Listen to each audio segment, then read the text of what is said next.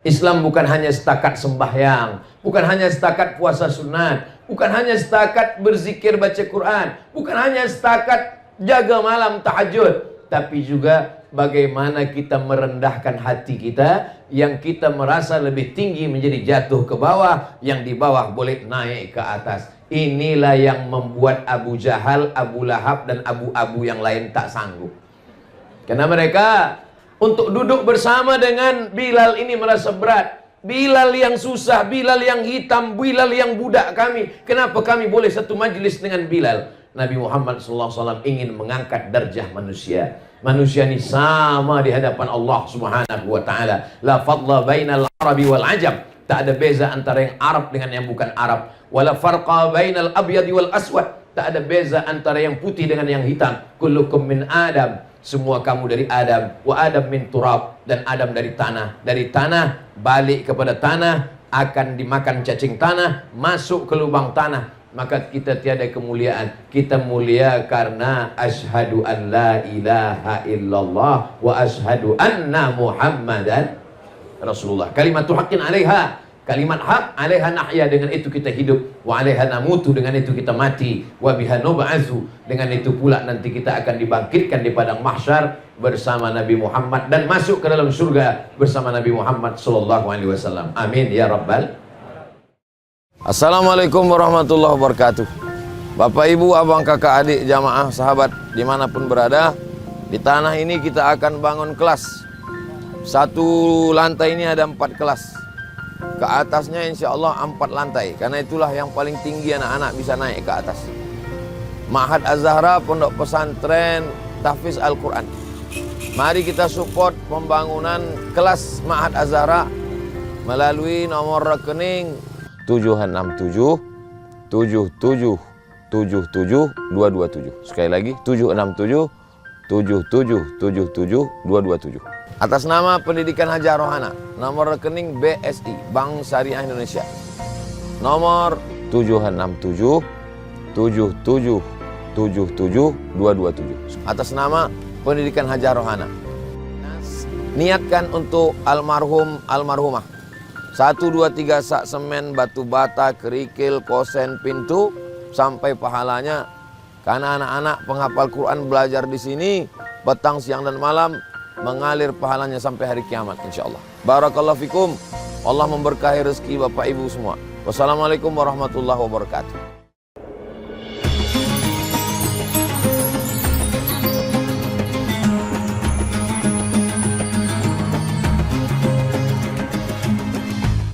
Assalamualaikum warahmatullahi wabarakatuh.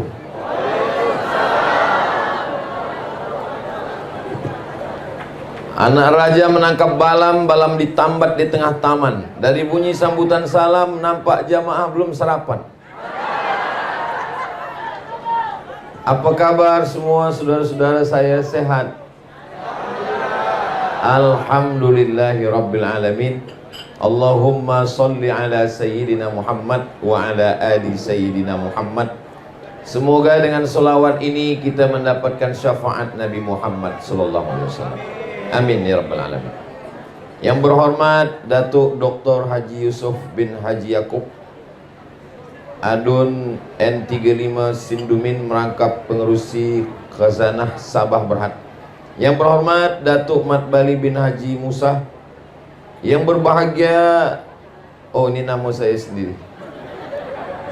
Yang berusaha Tuan Haji Awang Kuraimi bin Abdurrahman.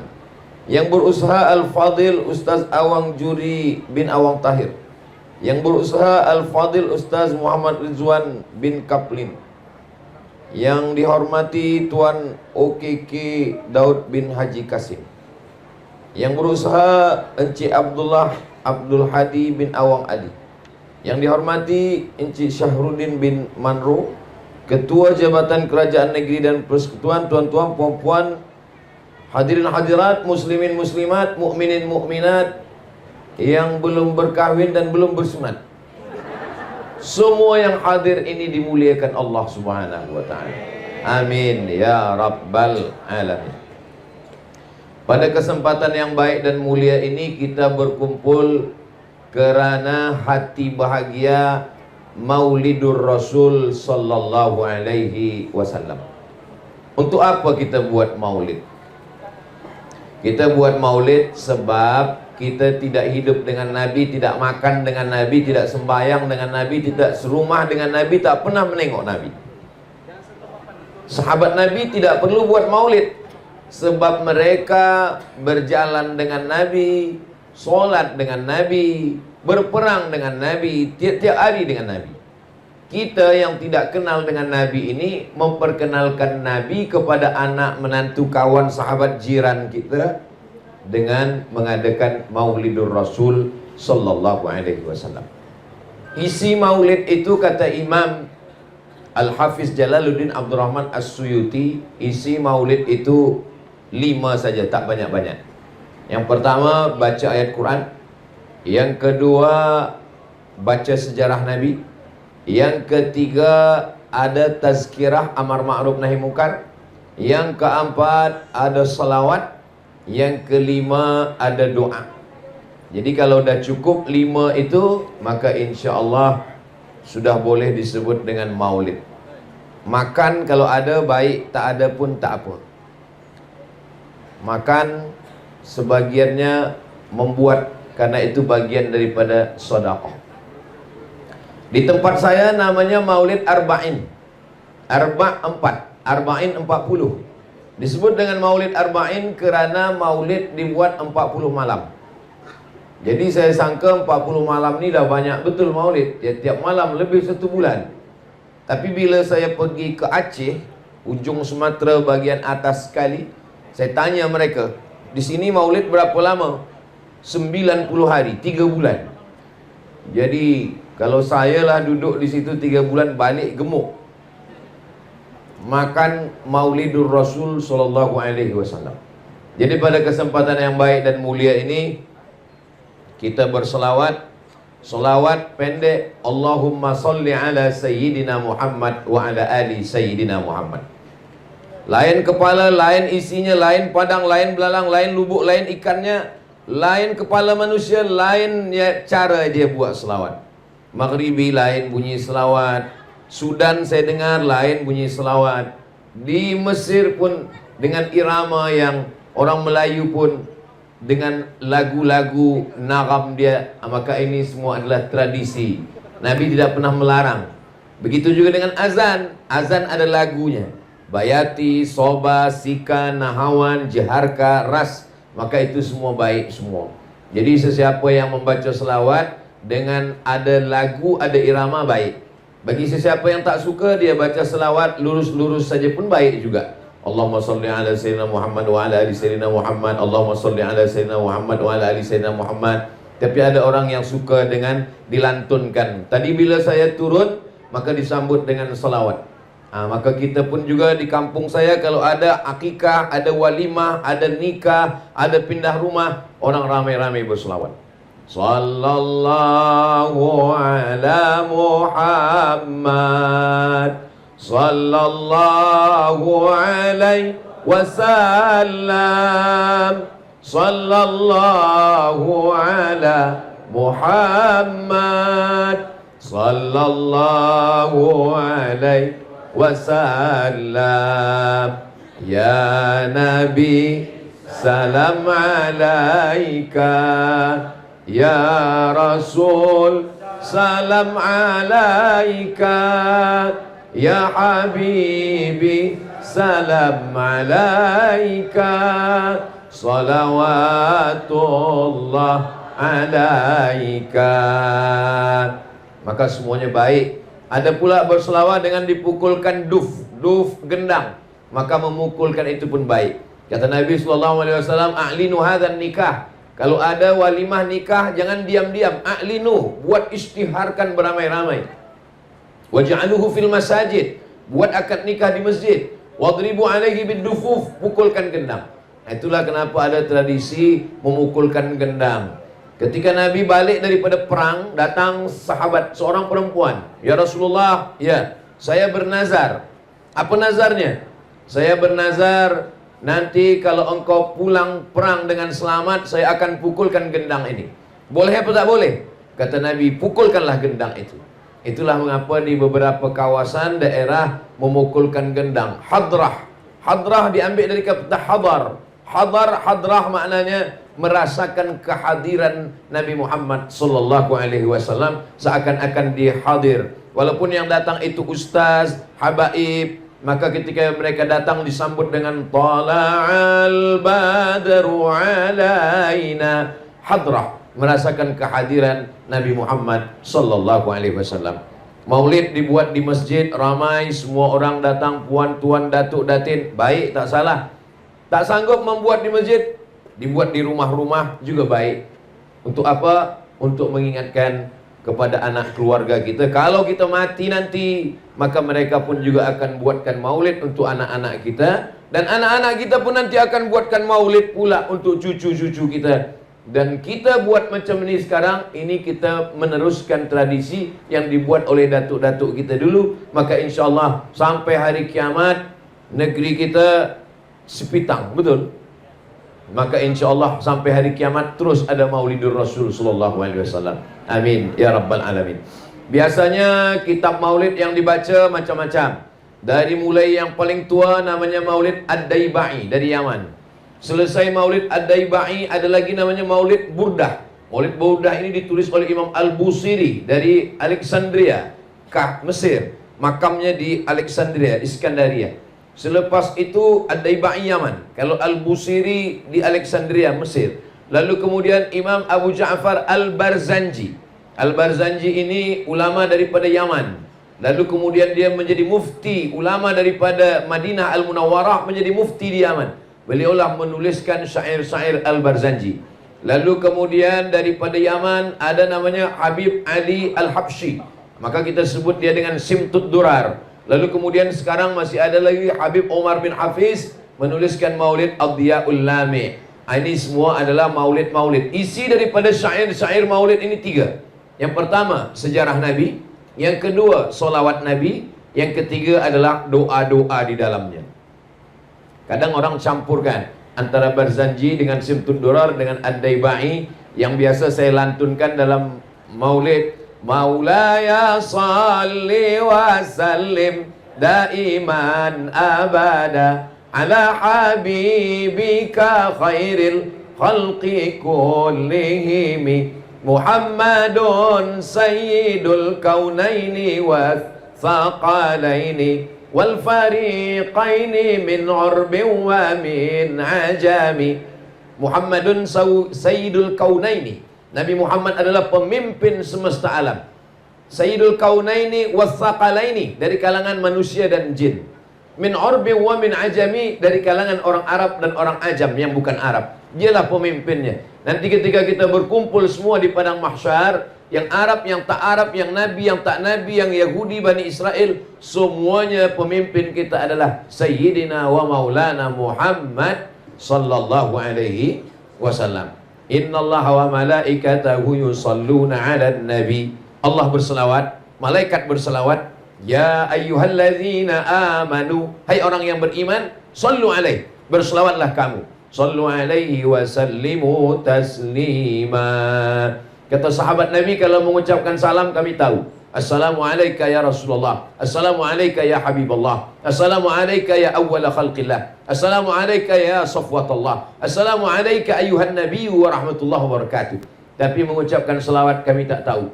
Maka turunlah wahyu diajarkan kepada Nabi Muhammad. Nabi mengajarkan kepada kita, Allahumma salli ala Sayyidina Muhammad wa ala ali Sayyidina Muhammad. Tapi kata Syekh Ali Jum'ah, solawat yang paling elok adalah solawat yang ada Ibrahimnya di dalam. Maka disebut dia dengan solawat Ibrahimiyah. Allahumma salli ala Sayyidina Muhammad wa ala ali Sayyidina Muhammad kama sallaita ala Sayyidina Ibrahim wa ala ali Sayyidina Ibrahim. Allahumma barik ala Sayyidina Muhammad wa ala ali Sayyidina Muhammad kama barakta ala Sayyidina Ibrahim wa ala ali Sayyidina Ibrahim fil alamina innaka hamidum majid. Majlis, setiap majlis. Maka kadang kalau kita berjumpa dengan orang, bila bersalaman, Allahumma salli ala Sayyidina Muhammad, Allahumma salli ala Sayyidina Muhammad. Kenapa orang kalau berjumpa bersalaman dia ucapkan selawat kepada Nabi? Karena kata Nabi, setiap ada majlis orang berkumpul, kalau tidak dibacakan selawat, maka majelis itu majelis bangkai, majelis busuk, majelis berbau. Maka orang yang berdua pun walaupun tak ramai berdua, dia tidak ingin majelis dia berdua itu menjadi majelis yang tak baik. Maka ketika bersua berdua, dia tetap ucapkan Allahumma sholli ala Sayyidina Muhammad wa ala ali Sayyidina Muhammad. Ma min muslimaini, dua orang muslim, yaltaqiyani berjumpa, wa yatasaffahani berjabat tangan, illa ghufira lahuma, diampunkan dosa mereka, malam yatafarraqa, sebelum dia berpisah. Maka kita pun juga di dalam majlis ini sudah berkali-kali berulang-ulang kita ucapkan selawat kepada Nabi, dan insya Allah dengan selawat itu mudah-mudahan kita istiqomah insya Allah. Ada model selawat yang di dalam selawat itu ada doa sekali. Dia selawat, kalau Allahumma sholli ala Sayyidina Muhammad wa ala ali Sayyidina Muhammad, tak ada doa di dalamnya. Tapi Allah tetap berikan balasan. Man shalla alayya salatan, siapa yang berselawat satu kali, sallallahu alaihi biha asyra, Allah balas 10 kebaikan. Wa huttan anhu asyara sayyiat, dihapuskan 10 kesalahan. Wa rufi'an lahu asyara darajat, dinaikkan 10 tingkatan derajat. Tapi dalam selawat itu tak ada doa. Allahumma sholli ala Sayyidina Muhammad wa ala ali Sayyidina Muhammad. Tak ada doa khas untuk kita, tapi Allah tetap beri balasan. Nah, ada dalam sholawat itu ada doanya sekali. Itu yang selalu juga kita baca dalam program-program tahlil, dalam takziah orang meninggal, dalam walimah, dalam acara nikah. Allahumma sholli ala Sayyidina Muhammad wa ala ali Sayyidina Muhammadin salatan tunjina biha min jami'il ahwali wal afat, wa taqdilana biha jami'al hajat, wa tutahhiruna biha min jami'is sayyiat, wa tarfa'una biha indaka 'alad darajat, wa tuballighuna biha aqsal ghayat min jami'il khairat fil hayati wa ba'dal mamat, innaka sami'un qaribum mujibud da'wat wa ya qadhiyal hajat. Ini afdal baik semuanya. Hanya saja solawat ini ada yang diajarkan Nabi Muhammad SAW, dan ada solawat yang dibuat oleh para ulama, maka semuanya baik. Kenapa boleh solawat itu dibuat oleh para ulama? Mana dalilnya? Suatu ketika Nabi sembahyang, Sami Allahu liman hamidah. Nabi hanya mengajarkan doa Rabbana lakal hamdu mil'us samawati wa mil'ul ardi wa mil'u ma syi'ta min syai'in ba'du. Tapi rupanya sahabat di belakang ada dia baca doa agak lain. Sami Allahu liman hamidah. Alhamdulillahi hamdan tayyiban katsiran mubarakan fihi.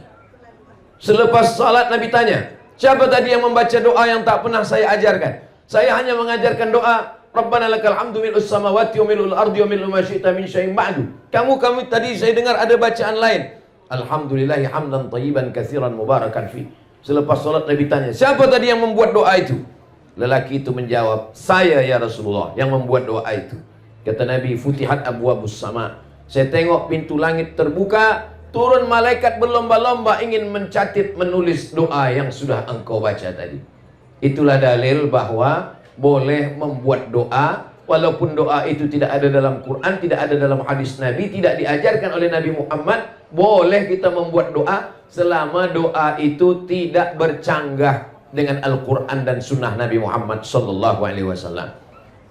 Berdasarkan hadis ini, kata Imam Al-Hafiz Ibnu Hajar Al-Asqalani dalam kitab Fathul Bari, jawazu ihdatsiz dzikri fi shalah ma lam yukhalif bil ma'thur. Boleh membuat bacaan solat dalam solat selama tidak bercanggah dengan Al-Quran dan Sunnah. Kalau di dalam solat saja boleh, apalagi di luar solat. Hanya saja kalau kita buat doa, doanya berbahasa Arab. Kalau berbahasa Melayu, maka solat kita batal. Jadi kalau dalam solat itu kita buat doa berbahasa Melayu, apakah ketika sujud, ataupun ketika duduk, ataupun ketika tentang tasyahud, at-tahiyatul mubarakatuh sampai fil alamina innaka hamidum majid. Lepas itu kita berdoa sendiri, ya Allah lariskanlah perniagaan saya, batal sembahyang. Tapi kalau kita baca dengan doa bahasa Arab, Allahumma rzuqni rizqan halalan thayyiban mubarakan fi, tak batal salat. Walaupun doa itu tidak diajarkan Nabi, tidak diajarkan Allah dalam Quran, tidak ada dalam hadis Nabi, maka doa itu tetap boleh dibacakan, baik dalam doa solat sunat maupun dalam solat fardu, maupun dalam sujud, maupun ketika tegak, maupun ketika di akhir tasyahud. Mana dalilnya? Imam Syafi'i mendoakan. Imam Syafi'i punya murid namanya Imam Hambali. Dia Imam Ahmad bin Hanbal yang masyhur dengan nama Imam Hambali. Lalu kemudian ketika Imam Syafi'i meninggal, Imam Hambali mendoakan gurunya. Apa kata Imam Hambali? Da'autu lisyafi'i fi solati. Saya doakan guru saya Imam Syafi'i dalam sembahyang saya. Arba'ina sanah, 40 tahun. 40 tahun. Apa bunyi doanya? Rabbi firli wali walidayya wali Muhammad bin Idris Asy-Syafi'i. Rabbi firli, ampunkan saya. Wali walidayya, ampunkan ibu bapa saya. Wali Muhammad bin Idris Asy-Syafi'i, ampunkan Imam Syafi'i. Jadi kalau puan-tuan nanti berdoa dalam sembahyang, baik waktu sujud subhana rabbiyal a'la wa bihamdi, selepas itu dia tambah doa Rabbi firli wali walidayya wali Ustaz Abdul Somad. Boleh, tak salah, baik sunat fardu wali sunat. Tapi kalau doanya lupa bahasa Arab, ampunkanlah dosa Ustaz Somad, dia tadi tazkirah kejap saja tak lama, batal solat. Sebab bila ada keluar yang bukan bahasa Arab daripada mulut kita, batal. Tapi kalau kita bacakan dalam hati, boleh. Aqrabu ma yakunul 'abdu min rabbih wa huwa sajid. Seorang hamba paling dekat dengan Allah bukan waktu dia di Makkah, bukan waktu dia di Ka'bah, bukan waktu dia di Taman Raudhah. Orang paling dekat dengan Allah ketika dia sedang sujud. Fa'aksiru fihi du'a, maka perbanyaklah doa ketika sedang bersujud. Berapa lama Nabi berdoa ketika sedang sujud?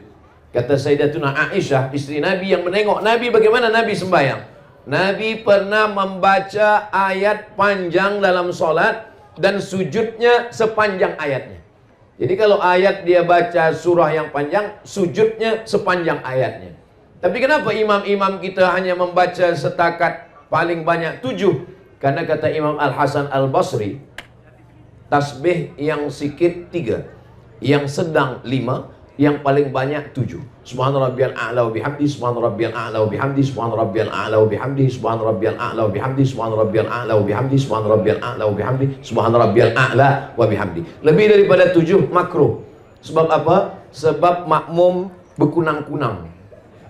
Makmum boleh sakit kepala, pusing kepala. Sebab apa? Sebab terlalu lama sujud. Maka yang dimaksud lama sujud ketika sedang sembahyang bersendirian. Solat sunat hajat, solat sunat tahajud, solat sunat witir, solat sunat di rumah. Adapun menjadi imam, idza amma ahadukum falyukhaffif, kalau kamu menjadi imam maka ringankanlah bacaannya, tidak terlampau pendek, tidak terlampau panjang, tidak terlampau lama, tidak terlampau sekejap. Maka insya Allah mudah-mudahan amalan-amalan sunnah Rasulullah SAW dengan maulid ini dijelaskan oleh para alim, para ulama kita, dapat kita amalkan sehingga kita istiqomah. Dengan barakah maulid ini mudah-mudahan kita semua istiqomah insya Allah. Apakah Abdul Somad yang berada di atas, yang dimuliakan, yang disanjung-sanjung, yang dialu-alukan, yang disambut, yang dikawal lebih mulia daripada saudara saya yang di bawah kepanasan? Belum tentu. Boleh jadi mereka lebih dulu masuk surga daripada Abdul Somad. Betul apa tidak? Betul kata jamaah. Innallaha la yanzuru ila ajsamikum. Allah tidak menengok badan kamu. Wala ila suwarikum. Allah tak menengok rupa kamu. Walakin yanzuru ila qulubikum. Yang ditengok Allah adalah hati kamu, wa a'malikum, dan amal kamu. Dulu zaman Nabi Muhammad SAW, orang yang paling mulia adalah Quraisy, paling tinggi Quraisy. Arab yang keturunan Nabi Ibrahim. Di bawah Quraisy yang Arab. Arab tapi bukan keturunan Nabi. Yang di bawah itu lagi adalah Ajam yang bukan Arab. Yang paling bawah sekali adalah yang berkulit hitam dari Afrika. Bilal bin Rabah, Miqdad bin Aswad, Najasyi. Ini yang paling rendah. Maka ketika Nabi Muhammad SAW datang, maka yang paling tinggi jatuh ke paling bawah, yang paling bawah naik ke paling atas. Siapa yang paling tinggi? Abu Lahab. Sebab Abu Lahab adalah anak Abdul Muttalib. Abdul Muttalib anak Hasim, Hasim anak Abdi Manaf, Abdi Manaf anak Qusay, Qusay keturunan Adnan, Adnan anak cucu Ismail, Ismail anak Ibrahim alaihissalam. Jadi Abu Lahab itu darahnya adalah darah Nabi Ibrahim, darah Nabi Ismail turun kepada Abu Lahab. Abu Lahab yang di atas turun ke bawah. Tabbat yada Abi Lahabin wa tab, ma aghna anhu maluhu wa ma kasab, sayasla naran dzata lahab wa imra'atuhu hammalatal hatab fi jidha hablum min masad. Yang paling tinggi Quraisy menjadi jatuh ke bawah. Siapa yang paling rendah? Bilal. Bilal paling rendah sebab di Afrika. Kampung Bilal itu namanya Nubia. Ini Afrika, yang paling atas Mesir, di bawah Mesir Sudan. Di situ ada kampung namanya Nubia. Berbatasan, bersempadan antara Mesir dengan Sudan itu ada kampung namanya Nubia, Afrika Utara. Orang Nubia ini warna kulitnya dua saja, hitam dan hitam sekali. Tak ada warna lain. Bilal bin Rabah yang paling bawah, paling rendah, miskin, hitam, budak, hamba sahaya, tak ada apa-apa. Tapi Bilal diangkat Allah menjadi paling atas. Bila Nabi mengangkat Bilal? Waktu Fathu Makkah, pembebasan kota Makkah, tahun 8 Hijrah, Nabi membersihkan Ka'bah. 360 patung berhala dari batu, dari besi, dari kaca, dari emas, dari perak, semuanya dihancurkan.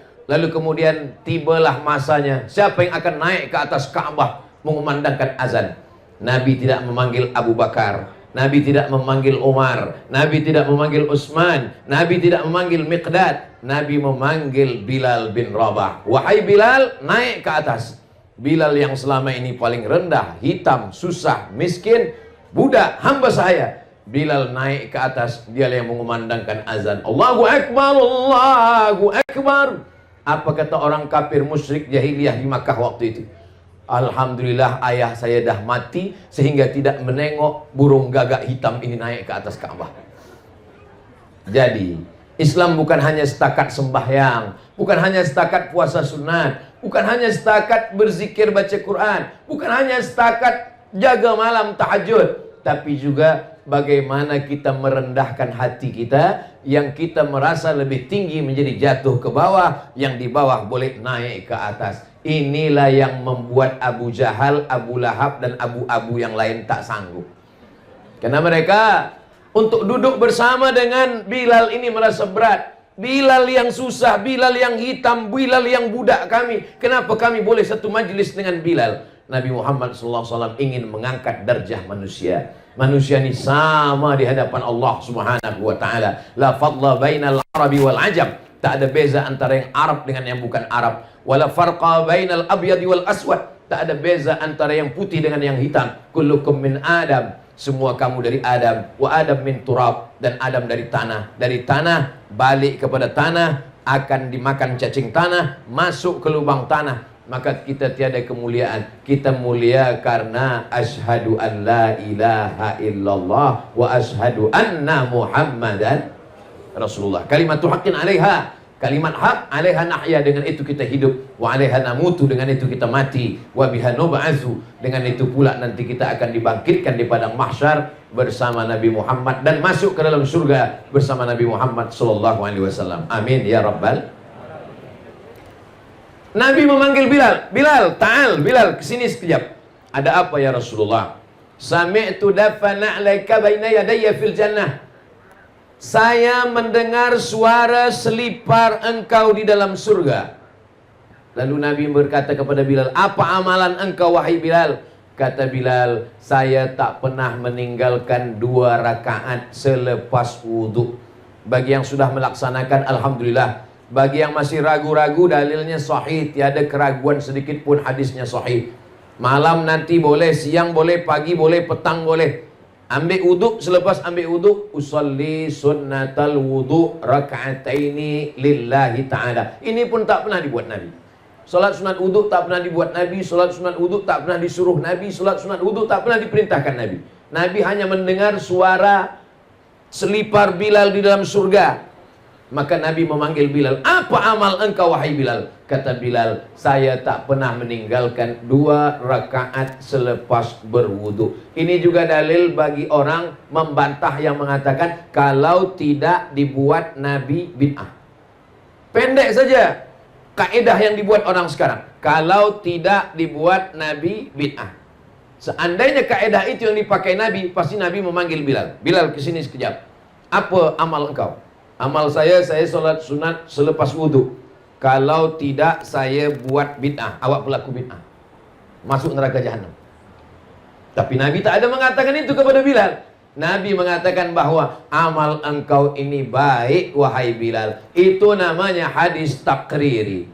Kalau ada orang mengatakan Nabi yang melakukan, hadis fi'li. Nabi yang mencakapkan, hadis qauli. Nabi tidak mencakapkan, Nabi tidak mengatakan, Nabi tidak mengucapkan, Nabi tidak melakukan, tapi dia bersetuju dengan perbuatan sahabat, hadis takriri.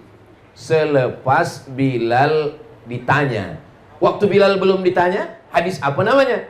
Maka dia bukan hadis. Kenapa Bilal boleh berani melakukannya? Karena perbuatan itu tidak bercanggah dengan Quran dan sunnah Rasulullah Sallallahu Alaihi Wasallam. Banyak sekali nama-nama solat yang tidak dibagi nama oleh Nabi Sallallahu Alaihi Wasallam.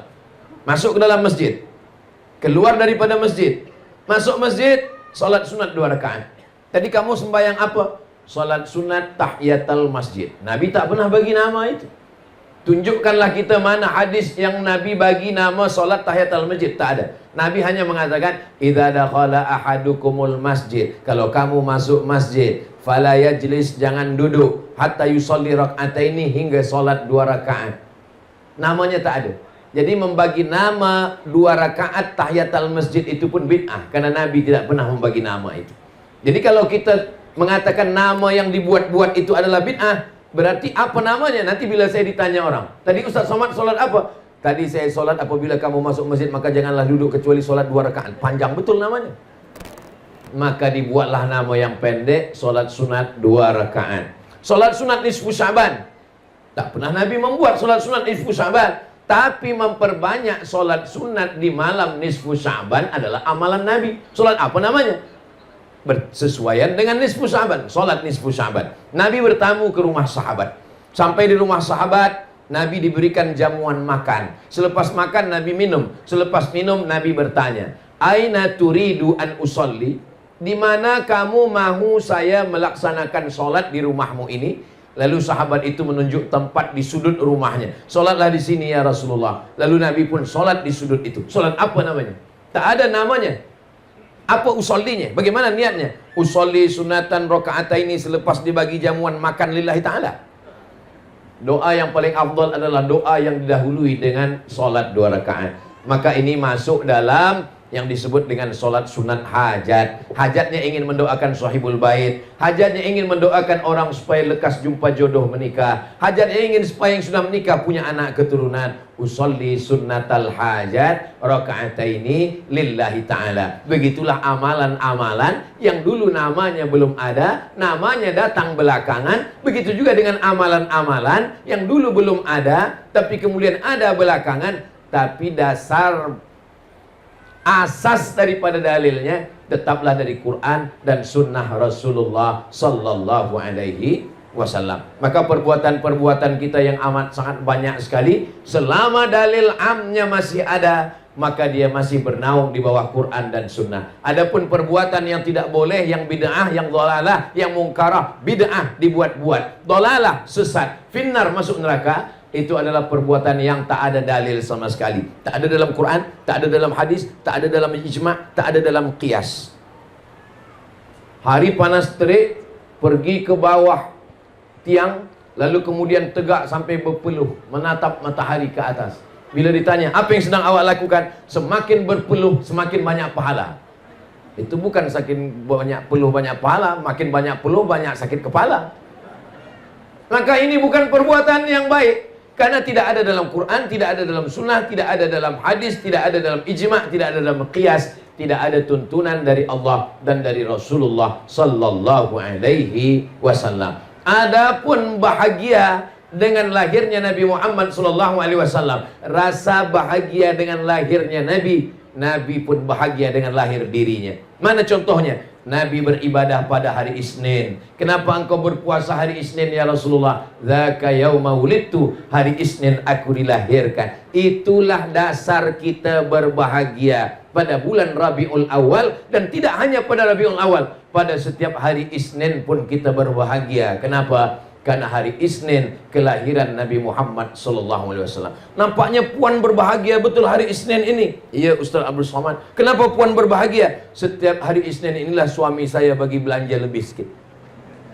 Supaya apa? Supaya saya memasak, supaya saya siapkan gulai, supaya saya siapkan manisan, supaya saya undang jemput jiran tetangga semuanya. Kami membaca maulid, kami berzikir, kami berselawat, kami berdoa di rumah yang kecil. Maka setiap rumah membuat anak menantu tahu, itu kita sudah mewariskan sesuatu tradisi yang baik. Man sanna fil islami sunnatan hasanatan, siapa yang membuat sesuatu yang baik, falahu ajruha, dia dapat pahalanya, wa ajru man amila biha, orang yang meneruskannya nanti selepas dia mati juga akan dapat pahalanya sampai pada hari kiamat, min ghairi an yanqusa min ujurihim syai'un, tanpa mengurangi pahala orang yang membuat pertama kali. Jadi siapa pertama kali yang membuat maulid, menyusun syairnya, menyusun selawatnya, dikumpulkan orang ramai, maka sampai hari ini dia mendapatkan pahalanya. Mudah-mudahan kita yang hari ini ada anak-anak kita yang hadir, belia-belia kita, nanti selepas kita mati menghadap Allah, kita akan meneruskan tradisi ini. Maka insya Allah kita yang sesudah mati pun juga akan dapatkan pahala amal jariahnya insya Allah. Amin ya rabbal alamin. Nabi Muhammad sallallahu alaihi wasallam selama di kota Makkah Al-Mukarramah 13 tahun. 40 tahun dapat wahyu, 13 tahun setelah dapat wahyu. 40 tambah 13, 53 tahun. Nabi tidak ada kekuasaan. Dia sembayang di samping Ka'bah. Datang Abu Jahal, Abu Lahab mencekik, menyungkup kepala dia dengan kain. Mereka siramkan dengan kotoran. Itulah kenapa tidak ada solat fardu di masjid selama di kota Makkah. Selama di kota Makkah tidak ada solat fardu di masjid, sebab takut ditangkap, dicekik, dilempar, dibunuh oleh Abu Jahal, Abu Lahab. Jadi kalau ada di Sepitang ini ada orang Sepitang yang tak pernah ke masjid, berarti dia takut dicekik Abu Jahal, Abu Lahab. Kenapa laki awak tak pernah ke masjid? Dia takut ditangkap Abu Jahal dan Abu Lahab. Tapi selepas Nabi pindah ke kota Al-Madinah Al-Munawwarah, disitulah mereka sholat berjamaah beramai-ramai di Masjid Nabawi. Dan yang menjadi imam adalah Sayyidina wa Maulana Muhammad sallallahu alaihi wasallam. Nabi yang menjadi imam. Selepas Nabi jadi imam, Nabi mengucapkan salam. Assalamualaikum warahmatullah. Assalamualaikum warahmatullah. Nabi menghadap ke jamaah. Sebetulnya selepas sembahyang itu imam itu menghadap ke jamaah atau menghadap ke kanan? Dua riwayat. Riwayat yang mengatakan menghadap ke kanan, bahwa jamaah meminta sebelah kanan Nabi. Sebab ketika Nabi menghadap ke hadapan, yang paling afdal jamaah sebelah kanan.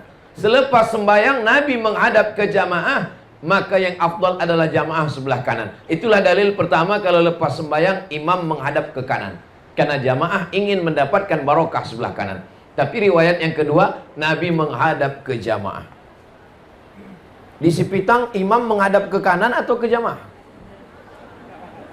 Nampaknya banyak yang tak ke masjid. Nabi menghadap ke jamaah, itu adalah riwayat yang kedua. Sebab Nabi selepas dia sembahyang, dia menghadap ke jamaah, dia nak cek satu-satu. Aina fulan, asyahidun fulan, asyahidun fulan, asyahidun fulan, mana si fulan, mana si fulan, mana si fulan. Kenapa tidak datang solat berjamaah? Sekarang banyak saya tengok imam, selepas sembahyang dia menghadap ke jamaah, tapi mata dia menunduk. Sebab dia pun takut dengan jamaah. Saya kalau saya jadi imam, saya selepas sembahyang tak pernah saya menghadap ke jamaah. Kenapa? Sebab saya tak ada kuasa nak menanya mana si fulan, mana si fulan, kenapa tak datang. Maka saya kalau jadi imam, selepas saya sembahyang saya hadap ke kanan, berzikir. Nabi SAW menghadap itu karena dia ada kekuasaan, memakai kekuasaan untuk mendatangkan orang solat berjamaah. Siapa yang tak berjamaah ke masjid, apa kata Nabi? La uharriqanna alaihim buyutahum layan tahiyanna. Siapa yang sembahyang di rumah, siapa yang tak sembahyang ke masjid, jangan ulang lagi. Layan tahiyanna, jangan ulang lagi. Layan tahiyanna, stop. La uharriqanna alaihim buyutahum. Saya akan membakar rumah mereka yang tak datang sholat berjamaah. Tapi dalam sejarah tidak pernah ada satupun rumah yang dibakar oleh Nabi Muhammad SAW. Itu namanya hadis targhib wa tarhib. Targhib artinya bagi motivasi semangat, tarhib artinya ancaman. Nabi hanya setakat mengancam saja, bukan Nabi membakar. Nah, jadi saya tidak juga ingin tazkirah saya ini nanti di-cut, dipotong. Tolong kalau dengar tazkirah Ustaz Somad, tonton dari awal sampai akhir. Jangan tonton yang 1 menit di TikTok. Bakar! Habis lepas itu, habis rumah di Sepitang kena bakar semua. Nah, bukan itu maksudnya. Nabi SAW itu adalah memberikan tarhib, ancaman. Tapi Nabi tidak pernah membakar rumah orang yang tidak sholat berjamaah. Bagaimana sholat berjamaah ini? Kerana dalam hadis itu ada ancaman. Menurut ilmu usul fiqh, kalau di dalam ayat, di dalam hadis ada ancaman, berarti lil wujub, berarti sholat berjamaah itu wajib. Kerana di dalam hadis itu ada ancaman. Menurut kaidah usul fiqh, kalau dalam ayat, dalam hadis ada ancaman, berarti wajib. Maka sholat berjamaah hukumnya wajib menurut mazhab Hambali. Baru agak lapang napas sedikit. Rupanya Hambali. Saya mazhab Syafi'i, Pak Ustaz. Itulah kenapa bila kita sampai ke Madinah, sampai ke Makkah, kalau dah terdengar suara azan dari Masjid Nabawi, Masjidil Haram, Allahu Akbar, Allahu Akbar. Haji, haji, haji, haji, haji. Tutup semua tempat belanja. Kenapa? Mereka tutup semua. Kita sangka sembahyang, rupanya dia pun minum teh dalam. Kenapa mereka menutup semua kedai, semua tempat belanja? Sebab menurut mazhab Hambali, solat berjamaah itu wajib. Menurut mazhab Maliki, solat berjamaah ke masjid sunat muakkad. Menurut mazhab Syafi'i, solat ke masjid fardu kifayah. Itulah kenapa di masjid-masjid yang bermazhab Syafi'i, asal dah ada imam sama makmum 2 orang cukuplah. Awak tak ke masjid? Fardu kifayah. Saya cuma ingin sampaikan bahwa ijtihad ulama fiqh ini boleh jadi terikat dengan suatu keadaan. Jadi jangan nanti kita nak mencari-carikan dalil untuk mengambil dalil hanya untuk memudahkan hati kita. Jangan karena kita malas, lalu kita ambil fatwa ulama itu untuk membenarkan kemalasan kita. Kenapa abang tak ke masjid? Fardu kifayah. Mari kita ke masjid, sebab Nabi SAW. Bagaimana dengan perempuan? Sekarang banyak perempuan yang ke masjid, lelakinya pula tak ke masjid. Apakah perempuan wajib ke masjid? Perempuan, kata Nabi, lebih baik solat di dalam pagar rumah. Yang lebih baik lagi di dalam rumah. Yang lebih baik lagi di dalam bilik. Yang lebih baik lagi di dalam tempat yang sempit di dalam bilik.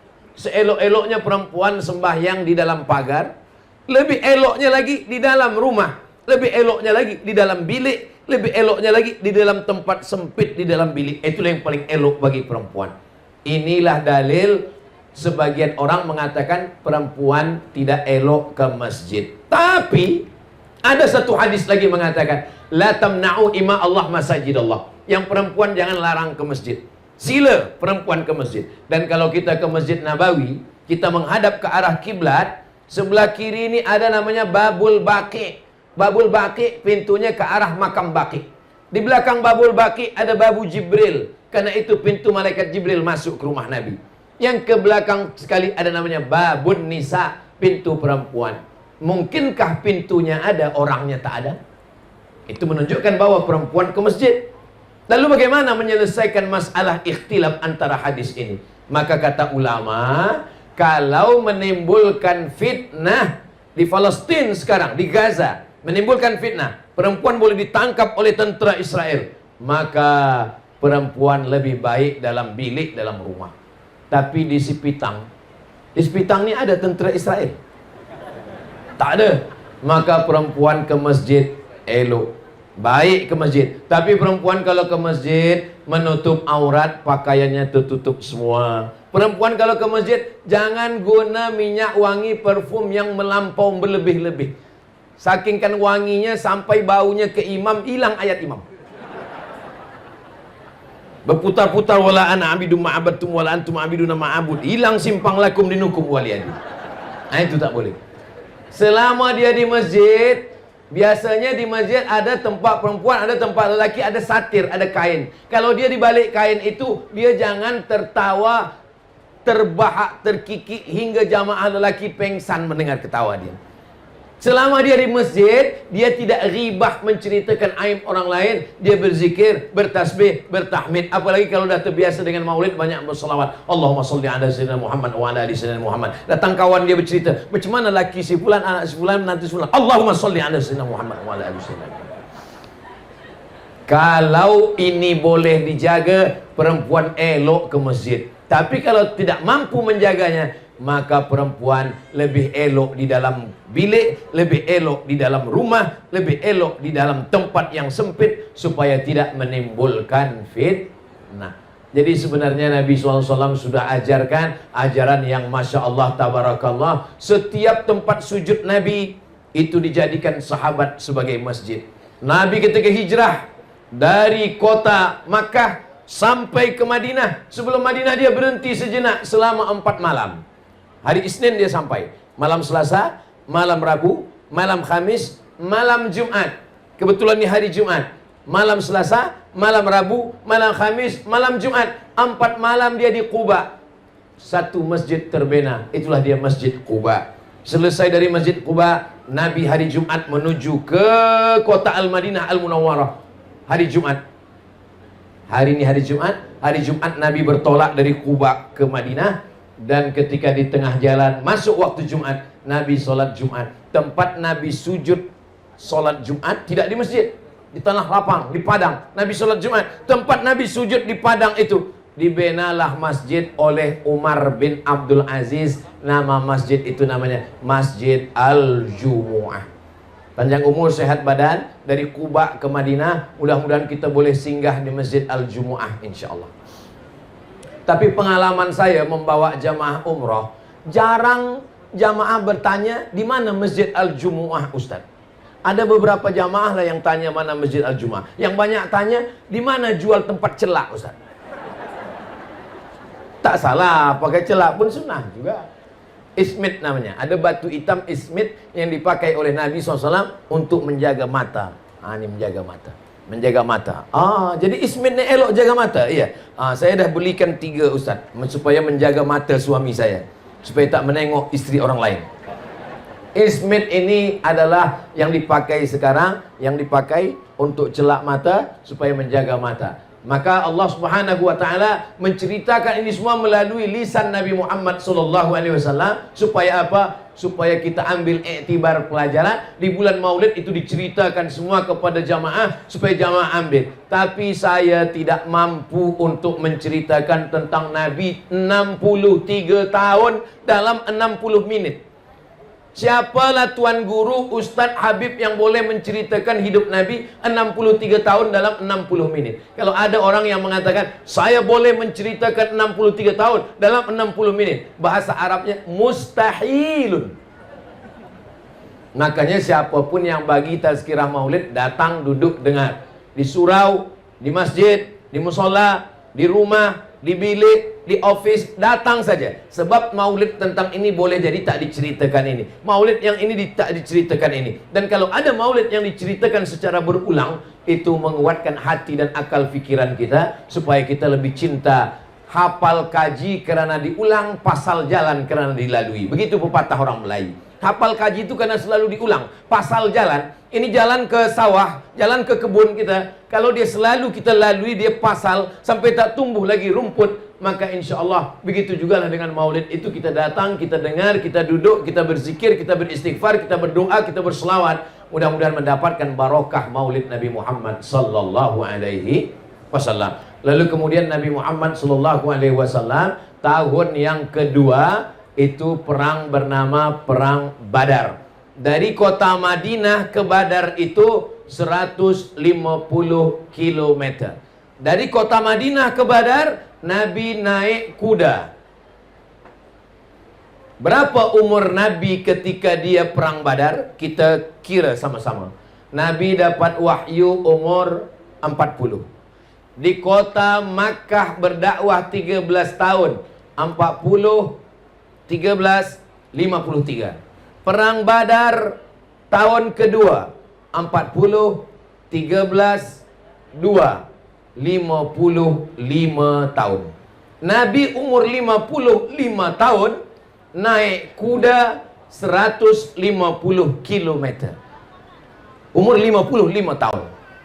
Nabi Muhammad umur 55 tahun naik kuda 150 km.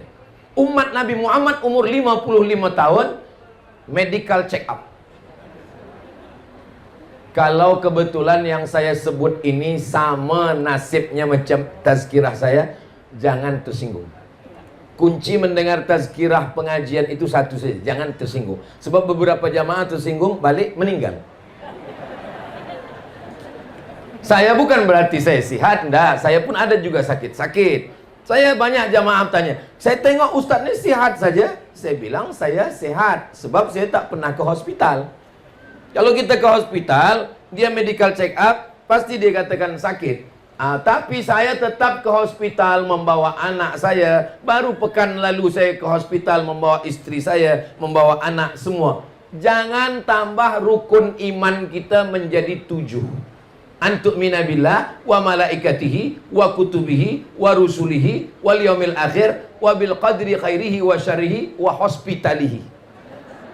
Tapi kita tetap ikhtiar berusaha ke hospital. Saya tetap ada sahabat doktor. Saya tetap bertanya mana baik, mana tak baik, mana elok, mana tak elok. Tapi jangan kita rosakkan pikiran kita, rosak tauhid kita. Kita makan yang elok-elok, kita minum yang elok-elok. Kulu, makanlah. Washrabu, minumlah. Ini banyak orang sekarang, duit banyak, makanan banyak, tapi tak makan sama sekali. Nak dikasih makan kambing, kolesterol. Nak minum teh tarik, diabetes, gula darah. Tahan ini, tahan ini, tahan ini. Datang malaikat maut, mati. Allah tidak larang kita makan. Kulu, makanlah. Washrabu, minumlah. Yang tak boleh, wala tusrifu, jangan berlebih-lebihan. Saya dijemput ke tepi laut. Sampai ke tepi laut, di atas meja semua jamuan makanan ada. Ketam ada, udang ada, sotong ada, kerang ada, semua ada. Yang di samping itu saya tengok ada tentera, ada polis, ada ketua wilayah, ada semua ada. Saya tengok semua, tak ada satu pun yang makan. Kata saya, kenapa tuan-tuan takut nak makan? Saya ajarkan doanya. Bismillahilladzi la yadurru ma'asmihi syai'un fil ardi wala fis sama. Ku sebut nama Allah. Kalau sudah ku sebut nama Allah, satu pun tak ada yang boleh mendatangkan mudarat, baik di bumi maupun di langit. Ketam ni kan di bumi, ya dia tak boleh mudarat. Burung ni di langit, ya dia pun tak boleh mudarat. Jadi kita makan Ustaz, makan. Nanti bila saya sakit, saya tak tahu. Kita ini hanya ikhtiar dan usaha. Semuanya kita balikkan kepada Allah. Bismillahi tawakkaltu ala Allah, la haula wala quwata.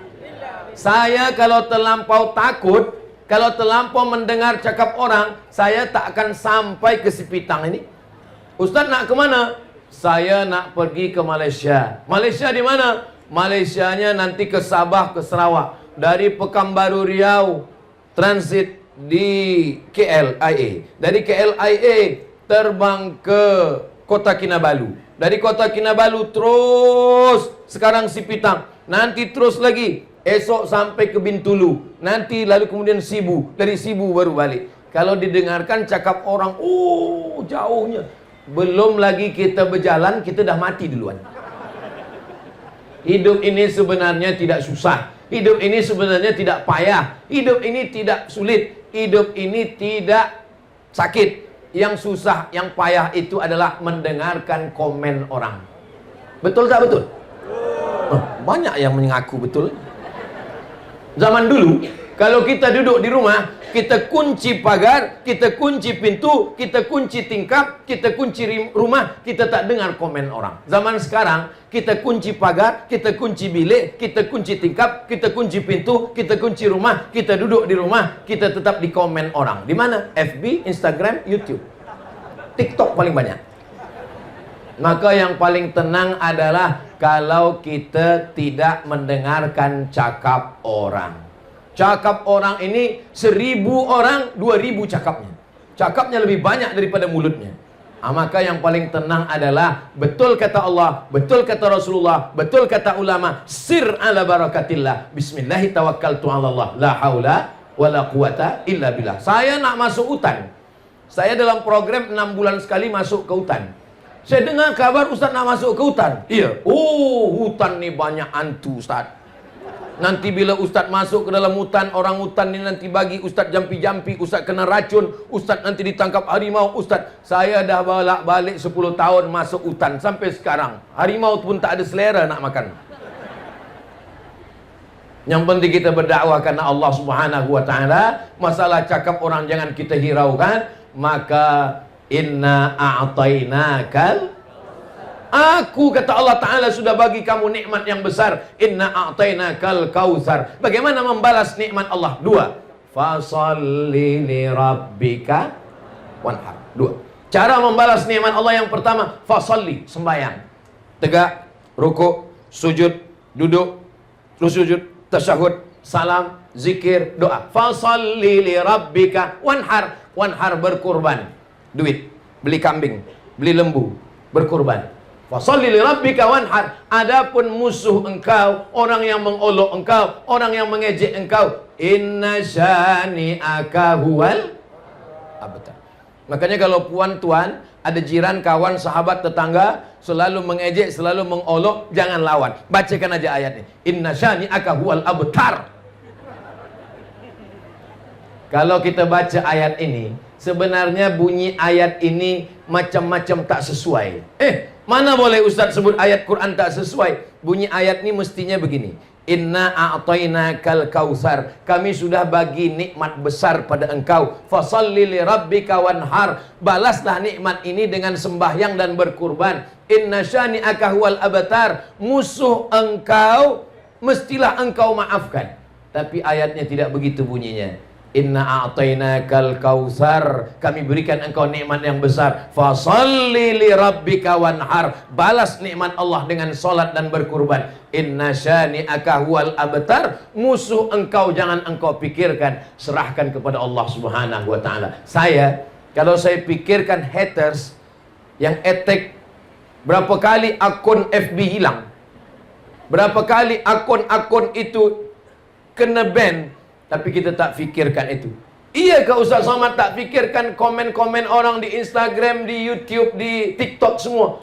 Saya baca, tapi tak saya fikirkan. Saya baca. Ada beberapa yang saya ingat. Ada beberapa komen yang saya ingat. Ustaz, jadikan aku yang kedua. Itu saya ingat sikit. Yang perlu kita fikirkan macam mana kita mati husnul khatimah. Amin. Yang perlu kita pikirkan macam mana selama di alam barzah ada amal yang mengalir. Amin. Yang perlu kita pikirkan macam mana bangkit di padang mahsyar kita termasuk yang dapat naungan aras. Amin. Yang kita pikirkan macam mana waktu meniti titian siratal mustaqim kita yang kencang macam kilat. Amin. Yang perlu kita pikirkan macam mana ketika nanti dihisab kita termasuk yang tidak kena hisab, terus saja masuk ke dalam surga Allah Subhanahu wa taala. Bila jamaah si Pitang ini nanti masuk surga, amin. Semua jamaah si Pitang ini masuk surga, amin. Sampai di surga mereka bertanya kepada malaikat, malaikat, mana Ustaz Abdul Somad? Malaikat menjawab, Ustaz Abdul Somad dah lama tunggu di VVIP. Amin. Sebenarnya saya nak minta amin tu. Cuma cara saya begitu. Kadang doa kita untuk diri kita belum tentu makbul. Kenapa? Karena doa kita untuk diri kita. Tapi kalau doa orang lain untuk kita, Saya banyak jamaah bertanya, kami kawal Ustaz Somad, kami menemani Ustaz Somad, kami berkhidmat dengan Ustaz Somad saja letih kami. Ustaz tazkirah lagi, bagi ceramah lagi, 1 hari 3 kali, pagi, siang, malam, macam makan ubat. Kenapa Ustaz sihat-sihat saja? Apa Ustaz makan? Saya makan roti canai. Apa Ustaz minum? Saya minum teh tarik. Kenapa Ustaz sihat? Saya yakin dan percaya saya sihat karena doa orang Sipitang. Karena mereka pasti semua berdoa, ya Allah, panjangkan umur Ustaz Somad, sampaikan dia ke Sipitang ni ya Allah. Selepas dia sampai ke sini, selepas itu terserahlah ya Allah. Nak mati dia matilah. Selepas dari sini, orang Bintulu pula doakan saya, Ustaz Abdul Somad, sampaikan dia ke Bintulu. Selepas sampai Bintulu ni, aku serahkan dia pada engkau ya Allah. Selepas itu orang Sibu pula berdoa. Teruslah. Jadi Ustaz ni bila rehatnya? Pergi ke Sipitang, pergi ke Bintulu, pergi ke Sibu, nanti balik dari sini pergi ke Riau, balik dari Riau pergi lagi ke Palembang, Sumatera Selatan. Selepas itu pergi lagi. Bila Ustaz rehat? Rehatnya nanti bersama orang baik di surga Jannatul Firdaus.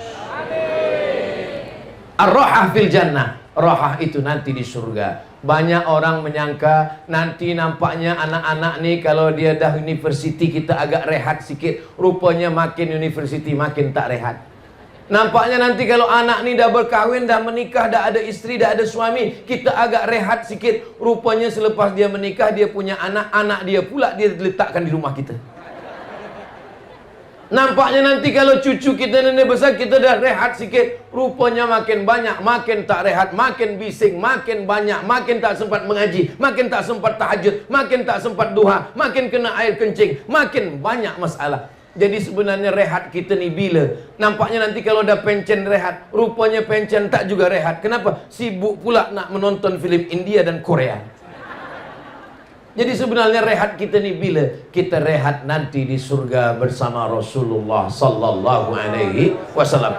Laqad khalaqnal insana fi kabad. Kami jadikan manusia itu dalam hidup ini sulit, susah, payah. Tapi susahnya orang beriman menjadi pahala. Berpanas-panas, berjalan kaki, berpeluh keringat, tetes air mata dan darah. Semua yang datang dalam tazkirah Maulidur Rasul ini, yang datang dari pagi hinggalah ke siang, yang tak dapat tenda, yang tak dapat atap, yang tak dapat payung, yang kena panas, setiap tetes peluh keringatnya dibalas syafaat Nabi Muhammad sallallahu alaihi wasallam. Tadi saya mula pukul 9 lewat 9 suku, sekarang dah pukul 10 suku. Walaupun saya tak tengok jam saya, tapi terasa dari kaki ni terasa dah 1 jam saya tegak berdiri.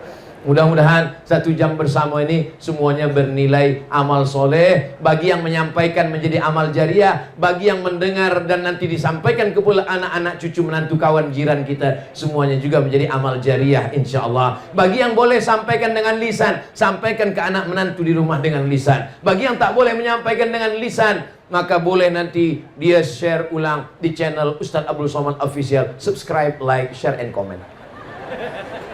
Jangan lupa selamatkan anak-anak kita, masukkan ke Ma'had Tahfiz Al-Quran. Ada ustaz kita dari Jordan, dari Jordania. Jangan lupa selamatkan anak kita, sebab kita semua akan ditanya. La tus'alunna yawma idzin 'anin na'im. Semua nikmat akan ditanya. Kullukum ra'in. Setiap ayah, setiap bunda akan ditanya di hadapan Allah. Wa kullukum mas'ulun ar ra'iyati. Tentang anak, tentang istri, sehelai rambutnya yang nampak akan ditanya. Maka pendidikan agama juga akan ditanya. Maka belikan kitab sejarah supaya anak kita tahu tentang Nabi Muhammad sallallahu alaihi wasallam. Di akhir majlis, mari kita sama berdoa kepada Allah. Mudah-mudahan kita semua istiqamah iman dan Islam. Anak-anak kita soleh dan solehah, keluarga kita sakinah, mawaddah warahmah, Sipitang baldatun thayyibatun wa rabbun ghafur, pemimpin kita adil dan amanah. Ala hadhihi niyah al-Fatihah.